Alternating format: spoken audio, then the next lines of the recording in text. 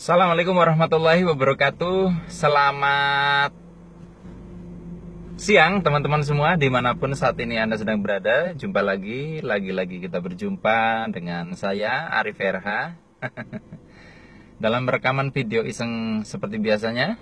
Ini adalah video pertama yang saya buat dalam sesi bulan puasa ya.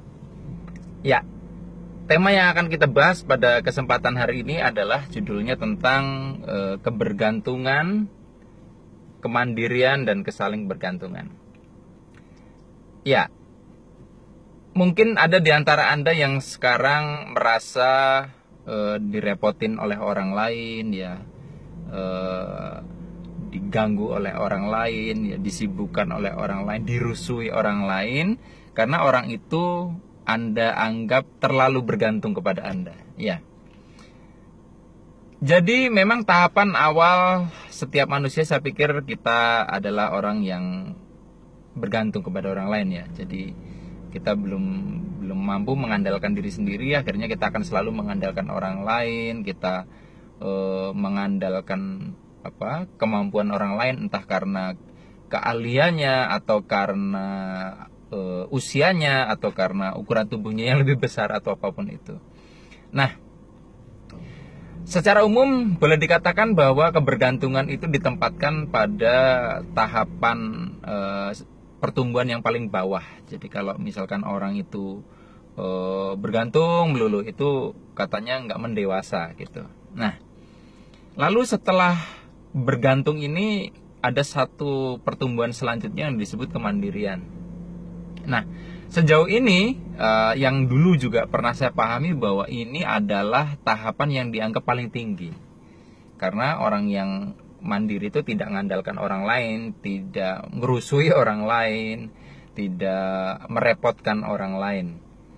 Tetapi setelah saya amati baik-baik, ternyata kemandirian ini juga bisa menjadi satu ego baru, karena kita menjadi pribadi yang tidak mau membuat orang lain merasa berharga. Ya, misalnya kadang ada orang yang terlalu mandiri, ketika kita mau memberikan bantuan, dia merasa malah terhina, atau mungkin kita akan ditolak, padahal mungkin kita akan merasa bermakna atau ketika bantuan kita diterima oleh dia. Jadi kekurangan dari orang yang terlalu bergantung kalau tadi adalah dia ngandelin orang lain, tetapi kalau terlalu mandiri ini juga tidak bagus, karena akhirnya kayak ingin hidup sendirian aja, dia nggak butuh orang lain. Nah, dalam beberapa kasus terlalu mandiri ini berbahaya, terutama ketika Anda sudah berbicara dalam konteks suami istri. Karena ketika misalkan suami merasa sudah mandiri, istrinya juga mandiri tanpa suami, ya, dalam hal apapun merasa mandiri. Ketika mencapai satu kadar tertentu yang terlalu, itu bisa bubar loh. Ya, jadi ada beberapa orang yang bilang, Pak, kalau istri juga punya penghasilan, suami punya penghasilan, alias istri juga mandiri menghasilkan, apakah itu berpotensi untuk mengarah kepada perpisahan atau perceraian gitu? Saya punya banyak teman yang istrinya juga bekerja, punya penghasilan bahkan lebih besar daripada suaminya, tapi baik-baik saja. Tetapi memang ada fenomena di mana istrinya berpenghasilan bahkan lebih besar dan kemudian bercerai gitu loh. Tapi kalau ditelusuri, ternyata perceraian itu bukan karena masalah kemandirian finansial, tapi si wanita ini merasa mandiri dalam banyak hal, sehingga buat apa ada suami kalau semua harus aku lakukan sendiri begitu. Jadi kita perlu bisa menempatkan kemandirian ini pada porsi yang tepat, karena ketika melebihi kadarnya dia jadi juga berbahaya gitu.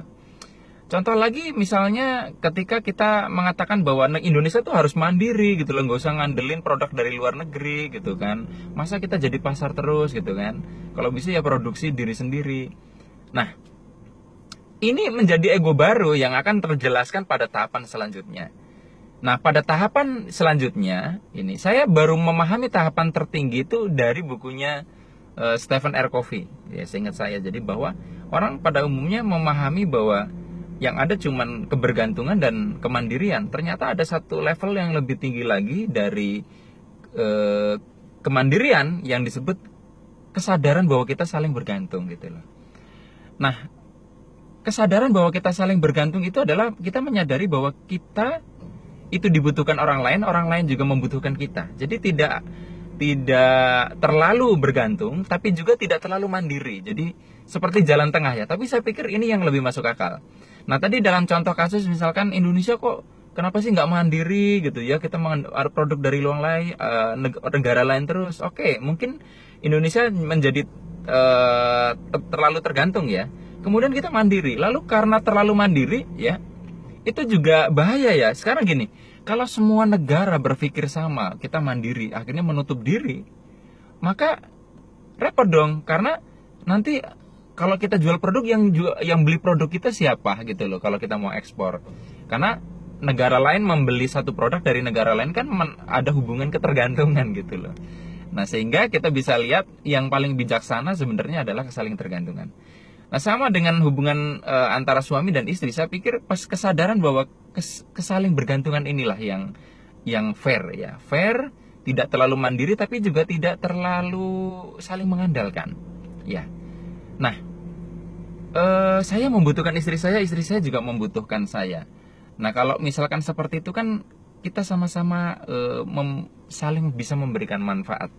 Nah teman-teman sekarang kita sama-sama cek yuk.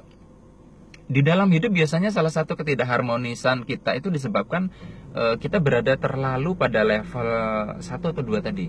Ada di antara Anda yang terlalu ngandelin orang, ya, terlalu bergantung kepada orang lain sehingga Anda tidak memberdayakan diri Anda sendiri.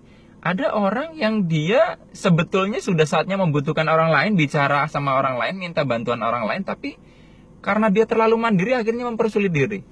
Nah ini ego ya, jadi kadang ada orang yang merasa bisa, akhirnya sebetulnya dia nggak bisa, maksain bisa. Nah ada orang-orang yang misalkan bunuh diri macam-macam, dia merasa bisa, padahal dia butuh cerita sama orang lain. Cuman karena dia, wah kalau gue cerita sama orang lain, kesana gue lemah, gue nggak mandiri. Jadi amati, Anda terlalu mandiri secara salah atau Anda terlalu bergantung. Nah berada dimanapun Anda, ya, yuk kita sama-sama untuk beranjak ke satu level yang lebih tinggi lagi, yaitu kesadaran kesaling bergantungan. Ya. Nah, adapun kalau misalkan kita mau menempatkan bergantung total, ya, kalau kita ingin menempatkan bergantung total, akan menjadi tepat ketika subjek yang menjadi tempat kita bergantung adalah Tuhan, karena Tuhan adalah tempat bergantung semua makhluk, sementara Beliau tidak bergantung kepada apapun. Demikian yang bisa saya bagikan pada kesempatan siang hari ini. Mohon maaf kalau ada kata-kata yang kurang berkenan. Saya akhiri billahi taufiq wal hidayah. Wassalamualaikum warahmatullahi wabarakatuh. See you.